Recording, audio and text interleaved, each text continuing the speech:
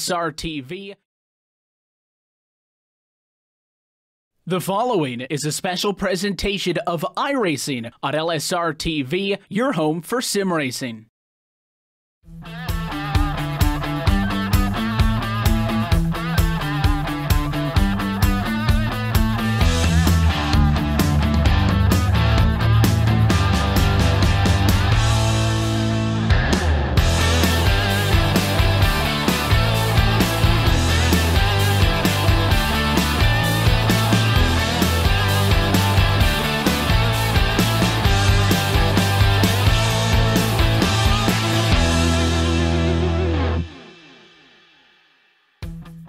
High above the South Boston Speedway, LSRTV brings you coverage of tonight's main event, the Bootleg Racing League Outlaw Modified Tour here on LSRTV and iRacing Live. My name is Cisco Scaramouza, and alongside with me, going to be calling the action down there on the track, going to be Andrew Cardinale, and Kyle Barnes going to be bringing you all the action. But guys, coming into tonight, they had a week off for Memorial Day, but the drivers of the Bootleg Racing League Outlaw Modified Series get set for another 100 laps, this time at the Crown Jewel, Virginia, South Boston Speedway. Cardinale, what are you thinking? What are you looking for here this evening? Well, as everybody knows, Sobo is very flat and hard to drive track. It's very narrow, and these modifieds tend to get a little away from you, I guess, out of these corners, maybe lose the front end a little bit. Wouldn't be surprised if we see some guys hitting the wall, hitting each other, and just getting into a little bit of mayhem. But these guys are actually very, very talented in these modifieds, and I think we'll see a pretty clean race.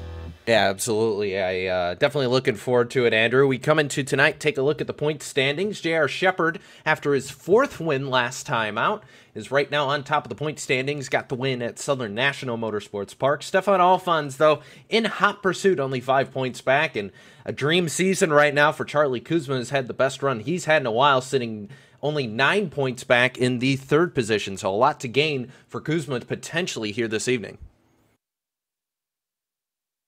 Absolutely, Cisco, and Alphonse really had some bad luck there a couple weeks ago at Southern National. He's going to look to turn his luck around this week as he tries to get back into the points with J.R. Shepard. So it's going to be an interesting battle between those two, and I'm sure the invert from the previous race that we'll have to deal with tonight will definitely have a lot of fast guys in the back of the pack. Yeah, of course, this series, 100 laps wherever we go, and your starting grid, they don't qualify. They take the top 10 inverted from 1 week ago, or in this case, 2 weeks ago. So we'll see how that's going to pan out here when we get to the starting grid. But South Boston Speedway, I mentioned, this is the track where the Burtons made it famous. Here in South Boston, Virginia. Opened back in 1957. Kyle, one of the tracks, part of the Racing Virginia stable, and definitely a track that has seen plenty of wear and tear here since its opening back in 57. Absolutely, and it's such a staple in Virginia racing history. I mean, you look at all the short tracks in Virginia, and this one stands out. It's probably the most history up there with Langley as far as short tracks go, and the racing here is going to be phenomenal. However, these guys are going to have to be careful as they come off these corners. It really gets narrow on these straightaways. Barely 3 lanes, if not maybe 4, possibly. But, I mean, it's going to be a tough night for everybody involved. And of all the short tracks we could have went to in Virginia, this was definitely going to be the toughest. And Andrew, this track receiving a facelift here on the iRacing simulation a couple of years ago, but the track surface still the same of when it was scanned. And it really, I think something to note tonight is going to be the same storyline we've seen in this series for several weeks now, to where tire degradation. These guys going to have to make sure that they do save their tires. We've seen guys kind of sit in the middle of the pack and then charge to the front later on. J.R. Shepard's been able to do that lately. And these guys going to have to watch out and see how they're going to use their equipment best for this 100 laps. Because, yes, it's 100 laps and it's a short track, but that's still a little bit of a long time for these guys. Yeah, Cisco, and you go back to the tire degradation you mentioned. Really, any of these higher caliber short track leagues that limit the amount of tires that you can take, even on a simulator like iRacing, tires are everything. Obviously, you can't get an extra set of tires in a lot of these leagues, like we mentioned, but in an old place like this, very old surface, a lot of bumps, takes rubber really well, you're going to put a lot of rubber down early, and it's just going to get slicker and slicker and slicker through those 100 laps. It'll seem like pretty much nothing in practice when you go out there and run 50, 60 laps. When you get into the race, it takes a long time. Yeah, absolutely. And Qualifying time gonna run out here, so we're gonna head down and take a look at your LSRTV starting grid here from South Boston, Virginia. Eric Nordhoff going to grab the pole here, finished 10th 1 week ago. Chip Dickert going to start 2nd. Lowell Jules going to start 3rd with Benazinga. Going to start 4th. J.R. Shepard in 5th, and Todd Liston 6th. Kenny Kibbe in 7th. And Stefan Alphonse going to start 8th. 9th going to go to Donnie Moore. Mike Allen rounds out your top 10. Charles Lahr going to start 11th, with Brian Dean starting in 12th. 13th to Jay Harnett. John Holcomb going to start 14th. 15th to Mark Herzog, and Mike Holloway going to round out the 16-car field. Well, we get set to racing here. I'm going to hand it over to Andrew and Kyle. We'll take you to the checkered flag right here on LSRTV. Thanks, Cisco, and we're looking forward to 100 laps here at South Boston. As Kyle and Cisco talked about, probably the greatest track, I think, in terms of short track racing in Virginia. Kyle, I think you're a little more familiar with the real side of things, but at least on the virtual side of things here at Sobo, it's pretty tough to drive. Room runs out really quick, but it's a lot of fun.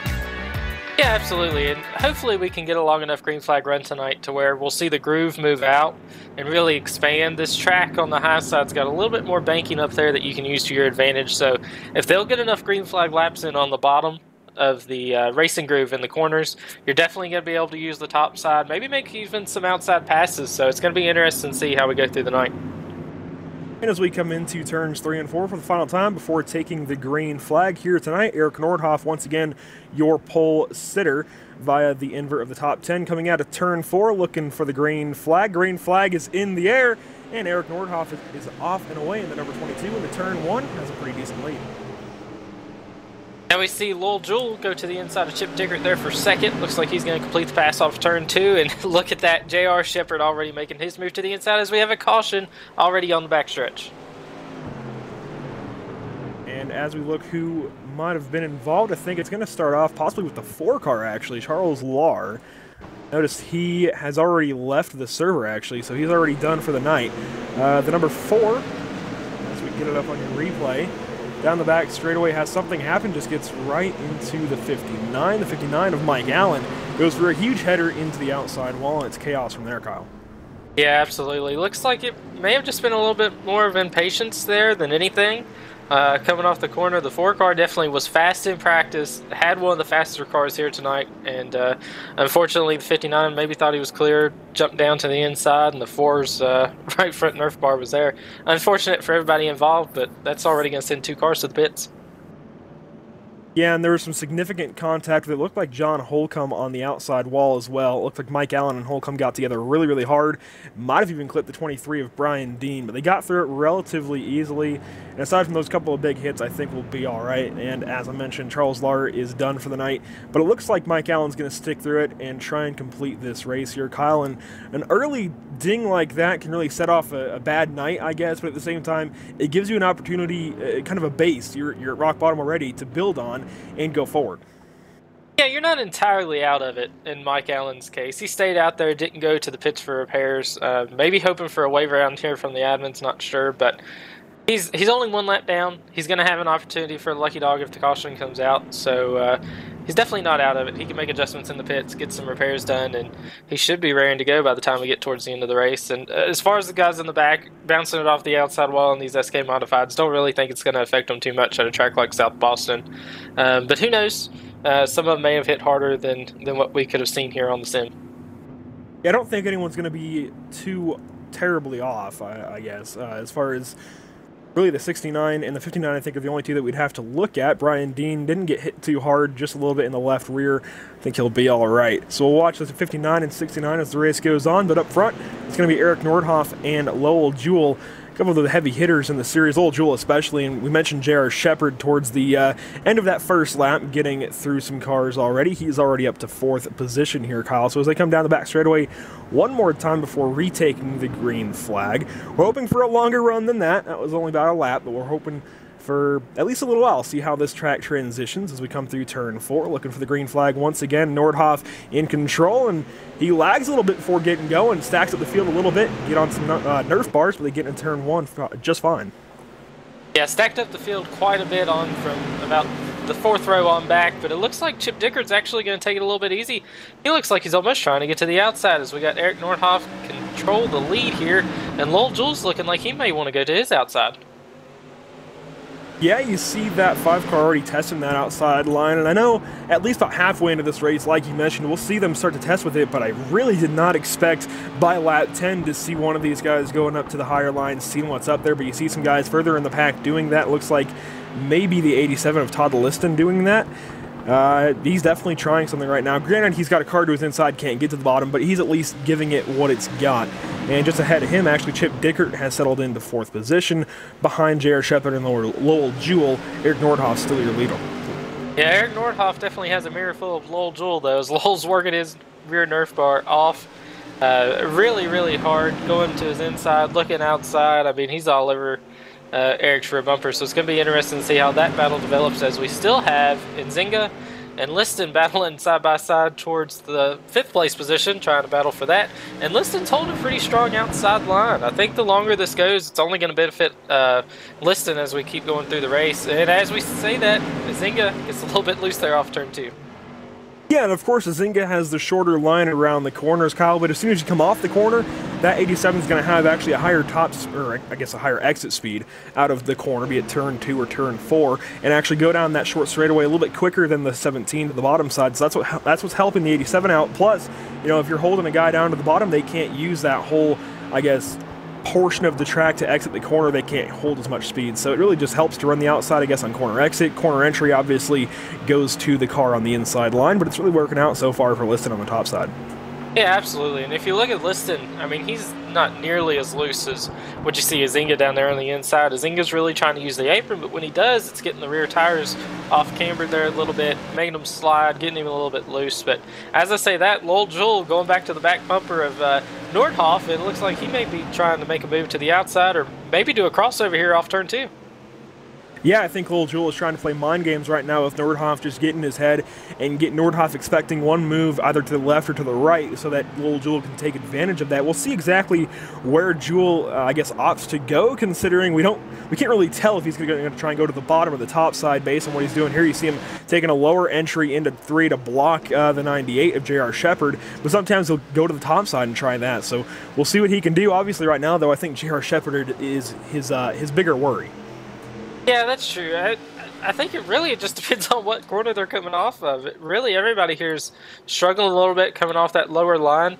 As we've seen Nzinga back there battling with Liston. I mean, the top 4 also, when they run that lower line coming off the corner, you know, it just snaps loose on them. And they're fighting it all the way down these corners. These SK Modifieds may not have had as much horsepower as the Tour-type Modifieds, but you couldn't tell it about tonight's race. And you see a few guys actually right behind this battle that we've been talking about, the side-by-side battle for 5th. You see the 13, Stefan Alphonse, working the top side. Now, he almost got to the outside of the 17. And then you see Mike Holloway even working that top side as well. And the car behind him, Mark Herzog, doing the same thing. These guys are all running a little bit higher, even though they don't have somebody to their inside. So maybe they know something that the leaders don't. Maybe the leaders just know what they're doing, I guess. I don't know. I mean, if I'm sitting about 7th or 8th and I'm seeing these leaders up in the front pack running the inside and sliding around, you know, I want to get up top, maybe save my tires, take it a little bit easier, because, you know, with that little bit more extra banking up there, it's very, very minimal, but it's just enough to help keep your car straight. As we see now, I think the high side's really coming in as Nzinga's falling back 2 spots, and he's going to lose 8th place here as well, or 7th, excuse me. And he's going to find a hole right there between Holloway and Herzog, it looks like, so he'll finally get back in line. Now Herzog going to fall victim to Kenny Kibbe in the 14, but yeah, you really mentioned the top side coming in right there. That was perfect timing, because that's exactly what we saw. And granted, they all moved right back to the bottom side since they ain't got to battle somebody. I think that top side is the way to go if you want to make a pass or defend. Yeah, absolutely. And I think we're going to see somebody like Mike Holloway really use this to his advantage, where he's at the back of the line here for this lead pack. He's going to be able to use the advantage of just simple checkups coming off the corner. People getting a little bit sideways and getting to that outside of them and maybe getting a run. And as I say that, Liston, he definitely learned something when he was racing side-by-side with the Nzinga. He's going to the high side. Yeah, it seemed like there was a small checkup with the 04 and the 87. Liston decided to go to the outside of Dickert. It's working out so far. Now you see Lowell Jewell making a move for the lead, working that top side a little bit. The 5 car gets to the outside of Nordhoff. I think this is going to be an easy pass for the lead here. Yeah, he has got all the momentum in the world, and Nordhoff is just a sitting duck at this point. Nordhoff, if I'm him, I'm going to try and get up behind Lowell Jewell as quickly as I can and get that high side for myself before J.R. Shepard gets up there, because as soon as J.R. Shepard gets a Nerf bar in there, Nordhoff is going to be stuck. J.R. Shepard, you can't let somebody as talented as him get a lane on you or get any sort of advantage on you without at least trying to defend it. And now as we say that, Liston makes the pass for fourth. And a big checkup there for J.R. Shepard. He almost got into the 22 in Nordhoff, but that was a great pass from Lowell Jewell for the lead. Nordhoff did not give up without a fight, though. He really fought that number 5, trying to hang on to at least a position on the inside. Couldn't do it. Now he falls in behind the 5, and J.R. Shepard trying to work a way around him, looking for a 5th win on the season. But here comes Todd Liston, the 87, actually looking really, really good right now. That Pepsi machine has been working that top side better than anybody else, really, as we see Lowell Jewell barely get into the wall. But, yeah, J.R. Shepard and Todd Liston, I think, are the 2 to watch out for, at least for the 22, maybe the 5. But Lowell Jewell really seems like he has a handle on that car, too. Yeah, absolutely. Lowell's biggest thing right here is not having any cautions. If he doesn't get a caution here, maybe he can set sail, get ahead of Nordhoff, Shepard, Liston, and get far enough out of the way to where if they fight Nordhoff long enough, you know, he's got enough distance to where they can't close in on him. But it's still early in the race. You're only on lap 30. He's probably saving his tires just as much as everybody else. And further back in this pack, around the 9th and 10th place position, these guys are going at it. Door banging off each other in the corners, really pinching each other off, coming off. And right now it looks like the 69 of Holcomb and Herzog and the 57, they've been door to door each and every corner. That damage earlier must not be hurting that 69 of Holcomb. He is getting by the 57 on the bottom side, even barely gets into him, I think, right there on 1, but he's going to get by him there out of turn 2. The 69, I don't think he's being impacted at all. He's looking pretty good so far. Even for somebody who's a little further back in the pack, if he can keep ticking these guys off one by one, I think we could be talking about him with a decent finishing position by the end of the night, which, of course, if you finish in the back half of this top 10, you might be starting off in the top half of the top 10 next week. So the 69 looking pretty good so far.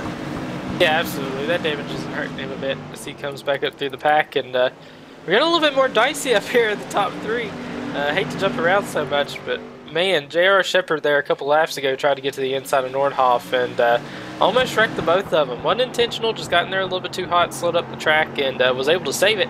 As now he slides up again, and Liston's going to try and make an advantage to the inside, but nothing there as J.R. Shepard's going to have it wound up and try and go around the outside of Nordhoff. Well, these guys are going to have to deal with a lap car here soon. Mike Allen, the 59, off pace. He's going to impact these leaders just a bit. A little bit of contact there. J.R. Shepard slides through turns 1 and 2, hangs onto it. He keeps going. Todd Liston now mired on the bottom side. Here comes Chip Dicker around the top side. The 04 looking pretty good. He does get pinched off by the 87. Big contact into the wall. We've got a car upside down to 17, Ben Azinga. Yeah, that all started there in turn 2 between the contact with Liston and Shepard, and unfortunately that ended with an innocent bystander in Azinga going up on his roof going down in turn 1. Unfortunate incident, but just a major stack up there. Everybody got kind of checked up coming off turn 2, going down in turn 3. Everybody was just fighting for position, and it ended up wrecking everybody as we came back across the start finish line. Yeah, you go back to the move there from Todd Liston to try and hang on to that position in front of Chip Dicker, and I really think he either thought he was clear or was just hoping he would force Chip Dicker to back out of it. Unfortunately, Dicker did not. He ended up making a little bit of contact with the right rear Nerf bars on the 87 car, forced him into the wall, and it was on from there. And really, as we go back to the replay, the 04 of Chip Dicker isn't going to be too bad off from that. Just made contact with the wall, kept going, but it was the contact with the 17 and the 31 of Ben Azinga and Mike Holloway that really kicked things off. Literally, I think, kicked the 17 over and onto his lid. And it's kind of rare that you see a modified on its lid, but that was certainly interesting. Yeah, once these modifieds get on their lids, there's no coming back over onto all 4 wheels. That's an automatic tow back to the pit area, unfortunately, as flat as these roofs are.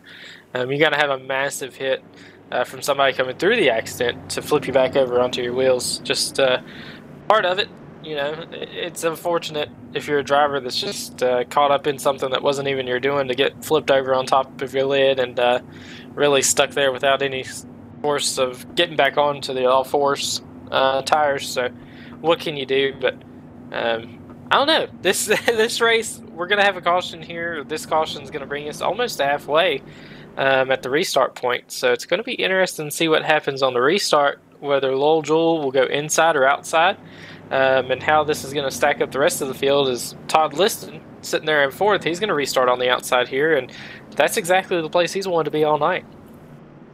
Yeah, and this is about the point where you'll start to have to worry about tires, I guess. We haven't really talked about, I guess, the tires and the battles in the front too much, aside from before the race even got going, but this restart, I think, is really going to show the tires are not there. We've run half a race at this point, over 40 laps, and realistically, they're just going to be fighting for grip. They're going to be fighting to get every little bit of racetrack they can on this restart down into turn one. It's going to be very interesting a few rows back. As the last time we were restarting, there's a bit of a checkup. We'll see what happens here as we come through turns 3 and 4 one more time. Pace car lights are out. 5-car Lowell Jewell in control. And green flag is back out in turn 4. Eric Nordhoff way up the track. Bit of an interesting restart tactic from him. Into turn 1, J.R. Shepard to the bottom side looking for second place. Yeah, it was an interesting restart tactic for sure, as it opened the door for J.R. Shepard there to get to his inside. But as we say that, Nordhoff's fighting back on the outside of Jewell. Jewell gets a little bit loose there off of turn 2 and off turn 4, and that's going to open the door for Nordhoff. But Jewell slides up in front of him, going to protect that high side, as he knows that's been the place to be all night. Shepard, though, he's not giving up on this inside. He's not going to fall back in line. He's going to stay right there, try and fight Nordhoff for the position, as Nordhoff gets a little bit loose off of 4 again that time by. Well, the question is here, Kyle, if J.R. Shepard can't, for some reason, clear the 22 on the bottom side, is the 87 going to prevent the 98 from getting back onto the top line? That's what he has to worry about. If he can't clear the 22, is Liston going to take that line away? And we have caution on the back, so he won't have to worry about it. Yeah, caution in the back there, unfortunately. Looks Brian like Dean 44 involved. and 23 maybe was involved. Not really sure what... Oh, actually, no, that was 2 separate incidents. 23 maybe a single car spin, and the 44 got a little bit of help there in the middle of turns 3 and 4, but 2 completely separate incidents brought out the caution at the same time. Yeah, and they were almost nose to tail there. Kyle, on your replay, you'll see the 44, I think, is going to drop in out of the sky. A little bit of blinking there. So some imperfections with the iRacing server, at least for the 44 car of Jay Harned. And then you have Brian Dean just using a little bit of that apron. And we talked about on this restart, these tires starting to go away. I think that's proof of that. The 23 just got loose on the bottom side, spun into the wall. No harm, no foul, though, and we'll keep going. I think the 44 is actually going to have some decent damage. We'll see what happens to him. Yeah, he's got a lot of front-end damage, and I think his motor is letting go. So Jay Harned pretty much done for the night, it looks like. But at least in the front, most of these guys actually had a pretty calm restart, despite Eric Nordhoff trying some interesting things, and J.R. Shepard really battling hard with Nordhoff there. Yeah, and J.R. Shepard got the best of Nordhoff there coming off turn 4, was able to get ahead of Nordhoff when the caution was displayed, so Shepard's going to have a good view of the front row here. He's going to be able to, I guess, start on the outside. Not really sure what their rules are pertaining to lane choice, as we did see Jewell take the inside on the last restart. However, he wanted to get up high as quick as he could, so it's going to be interesting to see what happens if Jewell takes the inside again. That's going to allow Shepard on the outside, and man, that car's been strong there all night. +2 behind Shepard, you're going to have Liston. So that's 2 heavy hitters if they can get on this outside row and get the train rolling, I guess to say. They could really make a power move here, maybe 1-2. Yeah, and of course, J.R. Shepard has won 4 races already in this series. Him starting to the outside when the outside seems to be dominant, at least for passing. That's got to worry Lowell Jewell on this restart. We'll see exactly how they approach it, obviously, here in just a few moments. But Lowell Jewell really going to have to battle hard with this 98, or at least try and slip in behind him and then go to work there, because it's going to be tough to get in behind the 98 or hang on to that position. It's just, I don't know. I'd put all my money right now on J.R. Shepard on this restart here, Kyle. Yeah, absolutely. You know, that last restart, J.R. Shepard really had a strong entry into turn 1, almost ran over Lowell Jewell. But of course, we had Nordhoff on the outside there on that last restart, and he took a little bit of an interesting line that kind of stacked the whole field up. So see what happens and what kind of line J.R. Shepard here takes off turn 4. And coming back into turns 3 and 4, pace car lights are off, about to dip into the pit lane. Green flag is out. Lowell Jewell went a little bit early. I'm not sure, again, on their restart rules there, but he's going to clear the 98 very easily. J.R. Shepard now working the bottom side, trying to use that apron a little bit. Going to back off before diving in on the bottom side. Now here comes Todd Liston on the top side, Eric Nordhoff on the bottom. Yeah, that's what we mentioned, listed on that top side. He's been up there all race long. He's going to continue staying up there as long as it's working. As he gets his Nerf bar to the outside of J.R. Shepherd, but J.R. Shepherd's going to have to run off the inside there and keep him clear behind him. But Lil Jewel had one heck of a restart. Not sure what the rule is as far as going on green or in a restart box, whatever, but he played it perfectly. He definitely caught J.R. Shepherd sleeping and is benefiting from it now. I believe Lil Jewel is one of the admins here, so he would know best. As far as who's getting into the top 5, though, Donnie Moore just passed Stefan Alphonse, or at least is still battling with him. Now he'll clear Alphonse in 1 and 2. Donnie Moore into the top 5, the number 26, looking pretty good. Eric Nordhoff still in 4th. Todd Liston, as you mentioned, going to town on the 98 right now, at least trying to anyway. And J.R. Shepherd... we got a little bit of contact off turn 4. 26 of Donnie Moore, as you just mentioned him going down in turn 3. Unfortunately, looks like he had a little bit of help from Alphonse and collected a bunch of cars back towards the back of the pack. Yeah, that's really unfortunate right there. I mentioned, Alphonse wasn't totally out of the way just yet. Donnie Moore would still have to keep running that top side, and I think, as you'll see on the replay here in a moment, Stefan Alphonse just washed up a little bit, kind of like Todd Liston earlier on in the race to the 04 car, and the 13 just gets right into the 26 car, sends him spinning it into the wall, and eventually onto the hood, or I guess what you could call a hood, of the 69 car, and it's really just on from there. Yeah, like we talked about before the race started, these straightaways, if you wreck off the corners, whether it be real life, iRacing, whatever, you wreck off the corners here, you're going to have a bad time if you're behind that accident happening in front of you. I mean, it's just nowhere to go. This is one of the tightest short tracks on the circuit when it comes to straightaway width. And unfortunately, that's what happened there. Donnie Moore got completely broadside in the middle of the racetrack, and everybody tried to get squeezed down right between him and the inside wall, and 2 cars just couldn't fit, and that's really what collected everybody else, as everybody else was trying to scramble and keep their cars in one piece without any sort of damage from that. Yeah, I mean, let's see who's involved here. Obviously, you've got Alphonse and Donnie Moore at the start of it. Then you have Holcomb, Herzog, Dickert. You even have the 23 of Brian Dean, the 14 of Kenny Kibbe, and more getting involved in that. So just room ran out entirely. They all kind of piled in. They did their best to slow down, and a couple of guys really did a really good job, but still somehow got caught up in it. So really unfortunate for them, but I think most of those guys will still continue on, interestingly enough. Brian Dean in the pits getting repairs, though. I think he's one of the only ones in the pits getting repairs at this point, so that's good news there, at least for the field. Ben Ozinga even is still on the track, so Brian Dean in the pits getting some repairs. We'll cover that story later on as we get ready here. About a lap and a half to go until the restart. Yeah, not much longer now. And, not many laps left in the race. We're going to restart here with just a little bit over 35 laps left. And I don't know what these guys are going to do as we get down to crunch time, because right now Lil Jewel has had everybody's number here on these restarts. So J.R. Shepherd starting on the outside. He's going to hope for a better restart. And then you have Todd Liston. He's going to be on the inside for the first time all night from what we've seen. So I don't know. This is definitely going to be a wild restart, probably going down into turn 1 if Liston tries to do anything with Jewel and J.R. Shepherd up there on the high side. Yeah, obviously Lil Jewel, J.R. Shepherd, one of the 2 heaviest hitters here in the series, but Todd Liston now putting his name into the bag. We'll watch the battle into turn 1 this time. Pace car lights are off, pace car is in, and Lil Jewel off and away real early that time as well. Almost washed up into J.R. Shepherd. Now J.R. Shepherd checks up. Liston to the bottom side. Contact is made. Shepherd around. Yeah, they're around, but no caution yet as we stay green. They somehow nothing just about from hung on to it. Admins at all here, and J.R. Shepherd, I don't know how he saved it, but he did. Now he's just going to have to try and find his way back up to the front. Well, he had help saving that from Eric Nordhoff, and they all kind of stacked up behind him and got to a stop really just about before that could get any worse.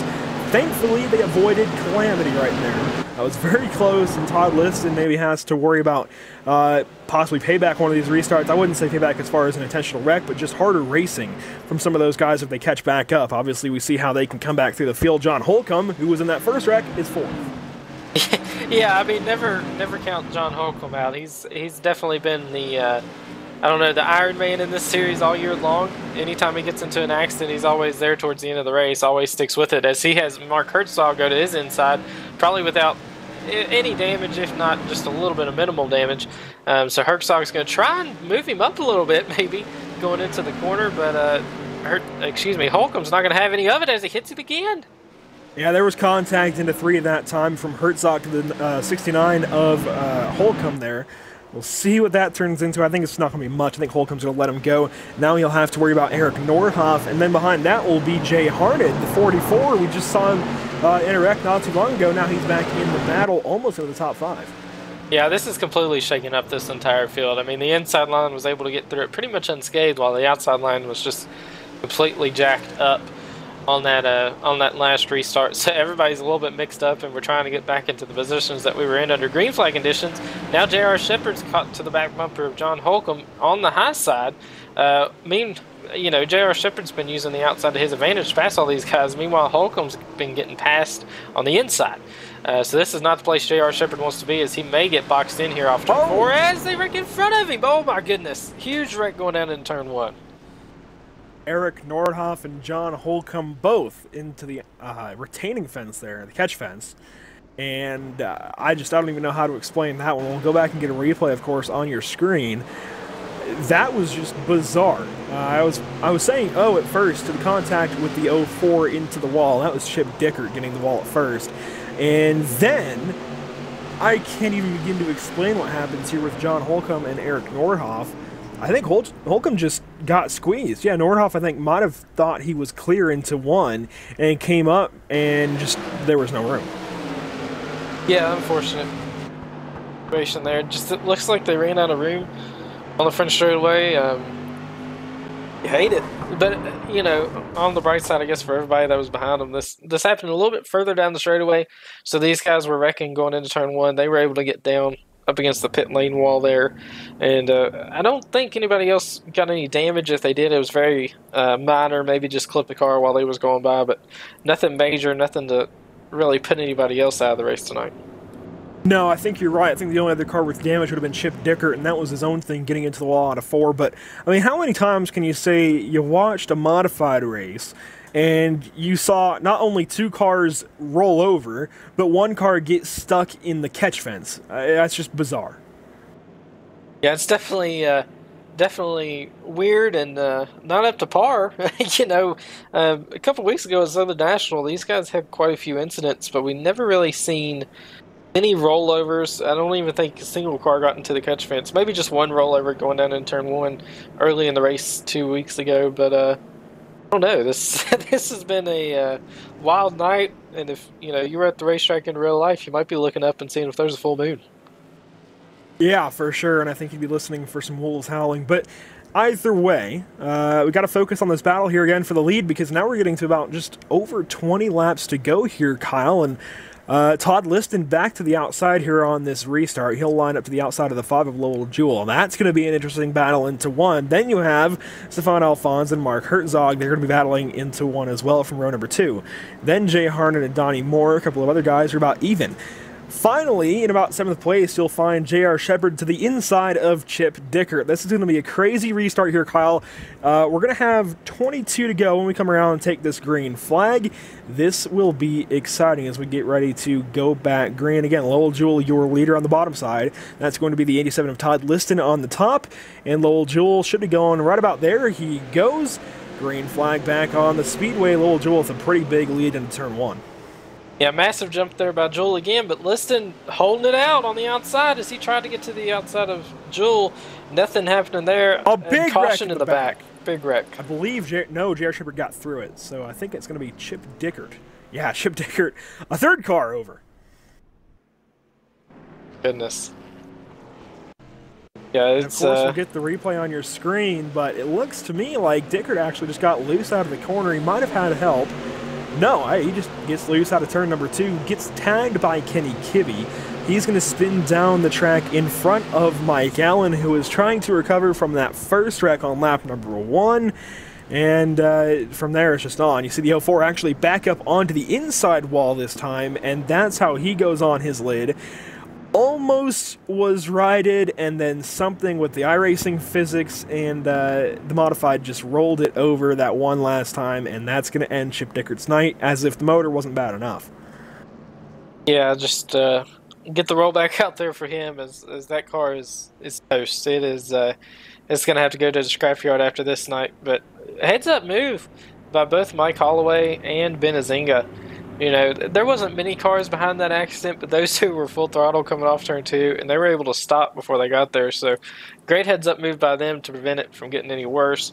Quite a few others getting a little bit of damage from that. You know, Mike Allen, and I believe it may have been the 14 of Kenny Kibbe. He may have got a pretty good piece of the left front there as he went by. And we'll just have to see how that plays out here on the restart. But as we go back to green, we're going to have under 20 laps. And here's my thing, Andrew. In second place, we're going to have Todd Liston. Earlier in the race, he got into J.R. Shepherd off turn 2. Then we have Stefan Alphonse in third, and he got into an accident with Donnie Moore off turn 4. Now, these guys are coming back up through the field. Donnie Moore is going to restart right behind Alphonse. You know, I don't know whether there's any bad blood there or not, but it could be interesting to see if Donnie Moore maybe puts the chrome horn to Alphonse and tries to get a little bit of redemption or payback as we go off this restart. Yeah, you know, I mentioned it earlier. Just to be clear, I'm not necessarily advocating any intentional wrecking or thinking these guys would do it, but I wouldn't be surprised if they use the Nerf bars to their favor, maybe move a guy or two just as they've been moved. I would not expect anything else, really. It's a short track at South Boston, of all places, and these are the modifieds. You can do it. You can use these bumper bars. So we'll see what they do down into turn 1. You mentioned Donnie Moore right behind Stefan Alphonse. We'll see how that plays out into turn number 1 on this restart with 16 laps to go. Little Jewel off and away really early that time, and Todd Liston not so great of a restart. Yeah, not great at all. Alphonse really sent it down into turn 1, and he's going to come off even with Liston. This is a whole lot better than the last restart he had, as he was barely at his rear bumper, but Alphonse got a little bit of a diamond coming off turn 4, and behind him, yeah, Herzog, heavy contact into the outside wall. He keeps it straight, keeps it on the track, so he's going to continue on. Now back to 5th. Liston in the wall that time. He went up on 2 wheels, just as Herzog did a half lap before, but now Liston going to clear Stefan Alphonse, it looks like, down the front straight away. Good move from him, but now he's got to deal with trying to catch up to Lowell Jewell. Yeah, and that's going to be a tall task, because Lowell Jewell looks like he's saved plenty of tire for the end of this race, and he's definitely running away with it. As I say that, he gets it to the wall. So I'm just going to keep quiet, Andrew. You just continue on. Well, Donnie Moore is right to the back end of Mike Herzog. Now here comes J.R. Shepherd to the bottom side. He wants that position. That would be for 5th. J.R. Shepherd trying to work the bottom side. Haven't seen that in a while, but he's doing it pretty decently well. As just up ahead, Stefan Alphonse and Mark Herzog almost make contact about a lap ago now.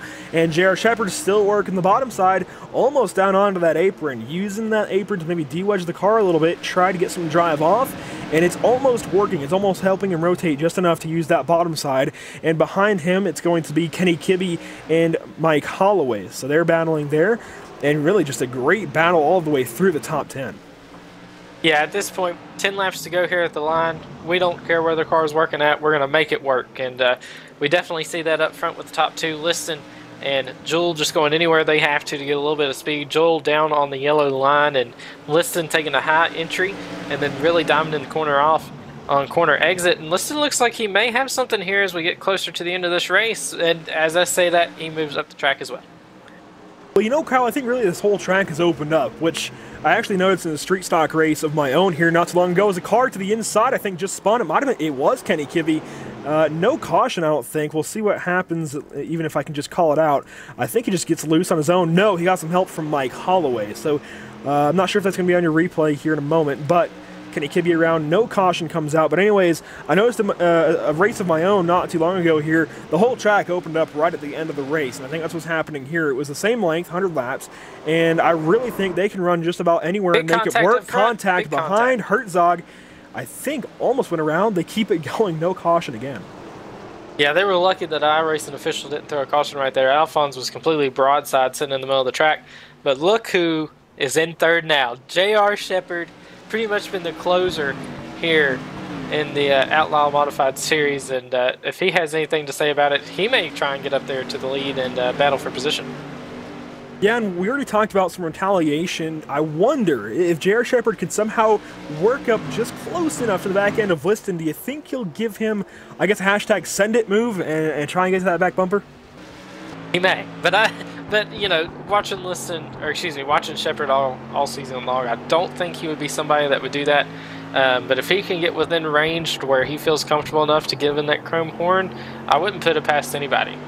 Once you get knocked out of a high running position late in the race, it'll stick with you, and if you can get back to their back bumper, I'm sure you'll return the favor. Well, 2 laps to go here, Kyle. Lowell Jewell still working that bottom side. A bit of a shift from about halfway through this race where they're all on top side. Now coming to the white flag, this time out of turn number 4. White flag in the flagman's hand. White flag's out, and Lowell Jewell just has about a quarter mile to go at this point when he comes around. And the 98 has caught Todd Liston. Battle into turn number 3. Shepard looking to the bottom side. Can't make anything happen. Lowell Jewell going to come out of turn 4 to win. Then it's Todd Liston and J.R. Shepard for third. Yeah, very, very classy move going into turn 3 there by J.R. Shepard. He definitely could have sent it in there. Made some contact with Liston, but, he's a professional and kept his composure at the end of the race. Didn't want to cause any issues, and maybe even let Liston go. As far as coming off turn 4, didn't push the issue as much, but massive run by Lowell Jewell. Get the lead early in the race and comes away with a victory here. That was great racing from everybody, despite those few incidents that didn't bring out yellows. Want to quickly mention, I believe this might be Lowell Jewell's first win of this season. I'm looking over the schedule, and I don't see his name anywhere yet as far as a win. I think this just might be his first win of the season, so congratulations to him. That's a big one there. Yeah, absolutely. Anytime you can get your first win, especially at a place like South Boston, that just makes it all the more exciting as we see him here doing a little bit of celebratory Alan Kowicki backwards lap halfway around anyways as he heads back to victory lane. So a big win there for J.R. Shepard. Sorry, not J.R. Shepard. I was looking at his name for Lowell Jewell. J.R. Shepard, though, with a big comeback to third position. That was a lot of fun watching him battle back through the field. And we'll wait for one thing here. Either way, though, Kyle, just a great battle back there from J.R. Shepard. We almost saw a couple of big comebacks from the 59 and 69. And real quick before we go over the end of the race here, we are going to head to a commercial break. We'll be right back from South Boston, Virginia.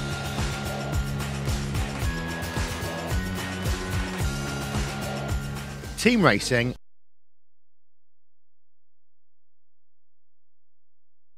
Just like in real-world endurance series. Team create one. Each teammate races on his or her own computer from wherever they want to.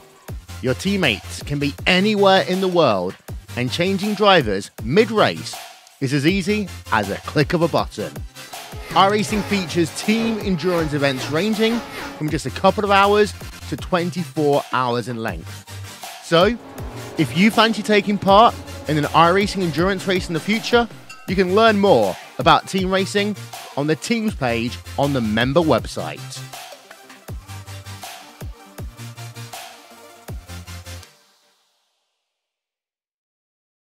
This broadcast is the copyrighted work of LSRTV and may not be rebroadcast, retranslated, or used in any form without the express written consent of Live Sim Racing LLC and iRacing.com Motorsport Simulations. LSRTV would like to thank you for your support, and we hope you enjoyed tonight's broadcast. Welcome back here to the South Boston Speedway for the conclusion of the Outlaw modified race here from South Boston. Kyle, it was a wild one. We saw 3 cars in total go over on their roofs, and 1 car get stuck in the fence. I don't know any other way to sum up this race other than wild. It was wild as we had 16 cars start the night. Not all of them finished quite where they started, as we'll bring up the full race results here. Lowell Jewell, of course, your winner, walked away with the victory. Todd Liston second. J.R. Shepard third. Don Moore recovering to a 4th place finish. Stefan Alphonse 5th. Mike Holloway 6th. Mark Herzog 7th. Jay Harden 8th. Kenny Kibbe 9th. And Ben Nzinga rounded out your top 10. Chip Dickert had some trouble but finished the race 3 laps down. He finishes in the 11th position. Then it's Mike Allen, the 59, Eric Nordhoff, the 22, John Holcomb, the 69, in 14th, Brian Dean, 15th, and Charles Lahr in the 4-car finishes 16th position, rounding out your field here from South Boston. And we're going to start off here with post-race interviews with Lowell Jewell, your race winner. And man, what a run it was for the 5 cars. We try and get a hold of him. Lowell Jewell, do you have a copy? Yes, sir. Well, Lowell, it was a crazy race here from South Boston, first of all, and it was really cool to see you really just work that top side, then later in the race work the bottom, just hanging on to that position from Todd Liston. On those last few restarts, what was going through your head trying to hang on to that win? The restarts was just trying to hit turn 1 first. After that, it was make myself too wide. Yeah, we saw how you were really commanding the entire track once you could get clear of somebody, and we saw it when you were battling with J.R. Shepard, Todd Liston, anyone else who actually got up to second place. But just what a commanding win, and I was looking over the schedule thus far this season. It looks like it's your first win of the season, so big congratulations there. As we move forward to Lanier next week, do you think you can repeat? I don't know if I can repeat from 10th, but I do like Lanier. It's a good track. Also like New Smyrna, so maybe one more before it's over. You mentioned that you'll be starting next week in the 10th position. What does that invert of the top 10 for the starting field next week, I guess, mean at a place like Lanier? It means a lot if everybody shows that finished in the top 10 tonight, and I actually do start in 10th. 10th is a long ways at a little bull ring like Lanier. Well, at least it's a little bit wider than a place like South Boston. Either way, congratulations on the big win here at Sobo. Who do you have to thank for tonight? I just thank everybody for racing here in the league and making the league what it is, and thanks for you guys. Have a good night. Well, thank you very much for your time. That was Lowell Jewell, winner of South Boston in the number 5. Again, a great run for Lowell, and we're going to turn it over to Kyle Barnes with Todd Liston. Yeah, Andrew, I'm down here in pit road. I've caught up with Todd Liston. Todd, driver of the number 87 modified, had a fantastic finish in second place. Todd, just tell us about your race tonight. Well, from the beginning, the high side was seeming to work all night, and I just stuck with that all race, and I feel bad that that third restart there, I don't know if I came up into JR or what happened to him, but it was a good race. First time I finished on the podium, so. Yeah, you mentioned using that high side to your advantage there, Todd, and you were the only driver that really ventured up there in the first, 30, 40 laps, but you were able to get a ton of positions, and by the time the outside really came in, you were already there and sitting in fourth on a lot of those restarts and was able to use it to your advantage. What made you go up there so early in the race? In both the street stocks and the late models, I just couldn't make it work low. And I'd practiced this track on the low line, but I decided to try it in practice, and it seemed before the race that it was going to be what gave me the best result. So I just kind of went with it. I understand it. And you mentioned there the contact with J.R. Shepard. Just hard racing there. It looked like coming off turn 2, you guys had a little bit of contact. JR got sent towards the back. Didn't really wreck him or anything, but definitely knocked him out of the way quite a bit off turn 2. Were you worried as J.R. Shepard came back up through the field if he could get back to your bumper, whether he was going to return the favor or not? Not so much. I don't see a whole lot of that happening here. It was... I came back after that next caution came, and I honestly don't know what happened. I don't even think I got a car contact on my screen, but. Well, Todd, you definitely put on one heck of a show tonight, commanding that outside lane and really making a lot of passes entertaining for us and the fans. So who's sponsors, shout-outs, family, friends, anybody you got to think? Just Lowell and the guys who race here. It's fun every week, and it keeps me coming back. Well, thank you, Todd. That's Todd Liston, the driver of the number 87. We're going to toss it back to Andrew, as it looks like he's caught up with our third place finisher, J.R. Shepard. J.R. Shepard, do you have a copy? Gotcha. Well, JR, we watched you battle back from at least halfway back through the field after being in the front for a majority of the early goings in the race. You ended up battling back into the third position via some interesting, I guess, incidences there at the end of the race. Tell us all about your race, I guess, from start to finish, from your perspective. Yeah, I was in a good position at the beginning of the race, and really it's getting down to the end of the year, so I was just trying to protect my position and try to be safe more than anything and not too aggressive, and just got tangled up on that one restart and sent me to the back. So after that, I figured it was time to go. Yeah, we watched you just, I guess, try and take them off one by one. At one point, you got stuck behind a bit of a slower car on the top line. I think that was Holcomb. And really, it was cool to watch you be patient there, even though you were really aggressive everywhere else, it seemed like, but a safe aggressive. Tell us about how you got back there in the first place, though, and trying to battle back from it. Yeah, I was trying to be safe on that restart. I really just wanted to hang out in second place for a little while, and then if we got a long run, go race. But I got in the corner a little bit harder than Lowell did on that restart, just trying to protect my position, and it opened up the inside. And then after that, we just made contact. It's a tight track, and it was bound to happen at some point. But I thought the night was pretty well done. But yeah, we were able to be a little bit aggressive and battle back. Well, it was a great, I guess, chance to watch you battle back from adversity. I don't think anyone else could have really done that as well as you did, especially so quickly, considering you got set back about in the middle of the race. But just a great battle back there for you, JR. Who do you have to thank for that run in third place?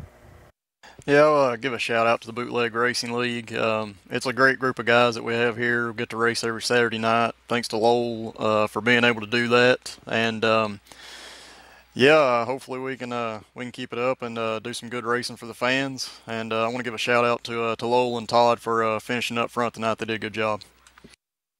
Well, thank you for your time there, JR. Congratulations on third place. Thank you, guys. And that was JR Shepard, your third place finishing driver. Again, what a comeback for the guy. He got sent way back in the race with a little bit of contact there from Todd Liston. Was able to fight back to third position.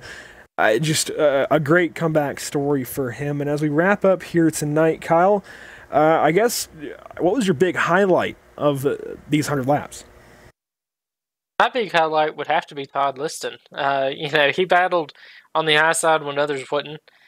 Definitely took advantage of it earlier in the race than anybody else. And just to see him work that to his advantage was just really, really something to behold compared to everybody else who didn't look like they was as dominant as him when it came to the high side. Of course, Lowell Jewell winning the race, out front, clean air. It meant a lot and probably kept Todd Liston at bay.